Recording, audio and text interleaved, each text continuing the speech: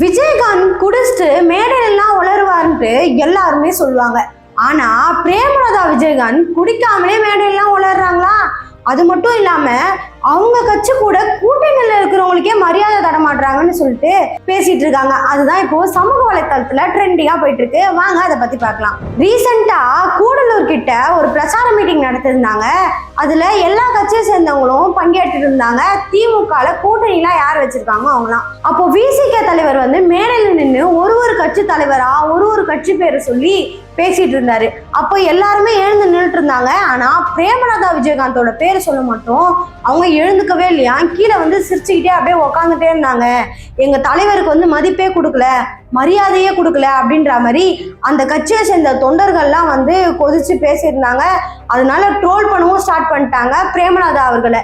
எப்படி நீங்க விசிக தலைவர் வந்து ஒரு மரியாதை கொடுத்து ஒரு மேடையில பேசிட்டு இருக்காரு, எழுந்து கூட நிக்காம நீங்க இப்படி உக்காந்துக்கிட்டே இருக்கீங்களே அப்படின்ற மாதிரிலாம் அவரை பத்தி வந்து பேசியிருந்தாங்க.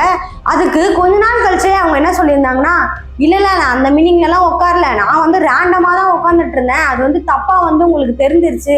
இவங்களுக்கு முட்டு கொடுக்குற மாதிரி திருமாவளவன் அவர்களும் இல்ல நான் இதை ஒரு பெரிய விஷயமாவே எடுத்துக்கல, அதெல்லாம் எனக்கு ஒண்ணுமே ஆகல, நான் வந்து நார்மலா தான் அதை பாக்குறேன் அப்படின்ற மாதிரி முட்டு கொடுத்துட்டு அவரும் போயிட்டாரு.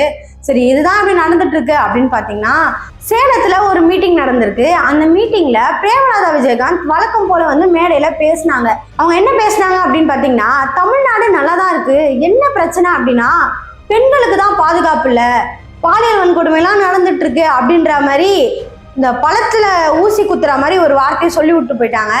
அதுக்காக திமுகவை சேர்ந்தவங்க எல்லாம் கொதிக்க ஆரம்பிச்சிட்டாங்க. தமிழ்நாடு முழுக்க ஒரே ஒரு குற்றச்சாட்டு தான் அண்ணன் மேல இருக்கு. அதுவும் இந்த பெண்கள் கூட்டத்துல நான் சொல்றேன், எங்க பார்த்தாலும் பாலியல் வன்கொடுமை, போதை கலாச்சாரம் இருக்கு.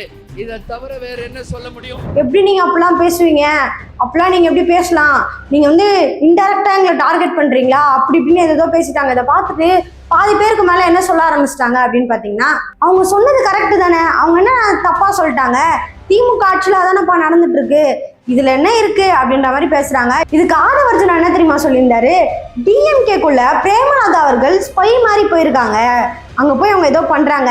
இதுக்கு எடுத்துக்காட்டா என்ன தெரியுமா சொல்லலாம், துரந்தர் படத்துல இந்தியால இருந்து பாகிஸ்தானுக்குள்ள போவாங்களே, அது மாதிரிதான் இவங்க டிஎம்கேக்குள்ள போயிருக்காங்க அப்படின்னு சொல்லிட்டாங்க. பெண்ணா இருக்கக்கூடிய பிரேமலதா அம்மா இது நடந்துகிட்டு இருக்கு, இதுக்கு மேல தமிழ்நாடு என்ன நடக்குன்னு நானே திருப்பி சொல்றேன். பிரேமலதா அம்மா யாருமே இல்லாம 12 மணிக்கு ஆர்கே நகர் நடந்து போயிட முடியுமா? நான் கேக்குறேன். அதை விட்டுருங்க, காவல்துறையில இருக்கக்கூடிய சகோதரி, கான்ஸ்டபிளா இருக்கக்கூடிய ஒரு சகோதரி 12 மணிக்கு நடந்து போயிட முடியுமா? தெரியுமா? தமிழ்நாடு அப்படிதான் இருந்துகிட்டு இருக்கா? அப்ப அவங்க வாயால சொல்லிட்டாங்க பெண்கள் பாதுகாப்பு இங்க சரியா இல்ல, கஞ்சா சேல்ஸ் இருக்கு, ட்ரக்ஸ் சேல்ஸ் இருக்குன்னு. எனக்கு தெரிஞ்சு திமுகல இருக்கக்கூடிய துரந்தர் அவங்க நினைக்கிறேன். இதுக்கு விளக்கம் கொடுக்குற மாதிரி வழக்கம் போல எதனா ஒண்ணு பேசி ஆகணும்ல. பிரேமலதா என்ன பண்ணிட்டாங்கன்னா, சேலத்துல நடந்த இன்னொரு மீட்டிங்ல, ஆனா நான் அந்த மீட்டிங்ல எல்லாம் சொல்லல, நான் நார்மலா தான் சொன்னேன், நீங்க வேற மாதிரி புரிஞ்சுக்கிறீங்க, நான் எது பேசினாலும் நீங்க வேற மாதிரி கொண்டு போறீங்க அப்படின்ற மாதிரி பேசிட்டாங்க. இதெல்லாம் ஒரு சைடு இருக்க, இன்னொரு சைடு என்ன, இந்த ஆதவர்ஜுனா சொன்னார்ல, இந்த துரந்தர் படத்துல இப்படி நடந்துச்சு அப்படின்ட்டு, அது உண்மையாவே பாகிஸ்தான்ல நடந்திருக்கு. பாகிஸ்தானை சேர்ந்த லஷ்கர்-இ-தொய்பா அப்படின்ற ஒரு தீவிரவாத கும்பலை சேர்ந்த ஹமீர் ஹம்சா அப்படின்ற நபரை டிராஃபிக்லேயே வச்சு சுட்டு கொண்டிருக்காங்க. அதுதான் இப்போ பாகிஸ்தான் இந்தியா அப்படின்னு பேசக்கூடிய ஒரு விஷயமாவே இருக்கு. இதுல முக்கியமான ஒரு விஷயம் என்னன்னா, நம்ம ஆதவர்ஜுனா சொன்ன மாதிரி துரந்தர் படத்துல எப்படி இருக்குமோ அதே மாதிரி இதுலயும் நடந்திருக்கு. இந்தியாக்குள்ள இருந்து தான் போயிட்டு பாகிஸ்தான்ல இருக்க தீவிரவாதியை சுட்டு இருப்பாங்களோ அப்படின்ற லெவலுக்கு பேசுறாங்க. இதெல்லாம் ஒரு சைடு இருக்க, விஜய பிரேமலதா விஜயகாந்த் எப்படி விமர்சிச்சிருப்பாங்க அப்படின்னு பாத்தீங்கன்னா, சின்ன பையன்பா இவரு, லாலிபப் சாப்பிடுற குழந்தைப்பா அப்படின்ட்டாங்க. குழந்தை கூட ஒழுங்கா பேசும் போல, ஆனா பிரேமலதா விஜயகாந்த் எல்லா மேடையிலும் ஏறி தப்பா பேசுறாங்க, மாத்தி பேசுறாங்க. அதுதான் இப்போ சமூக வலைத்தளத்துல ட்ரெண்டிங்காவே இருக்கு.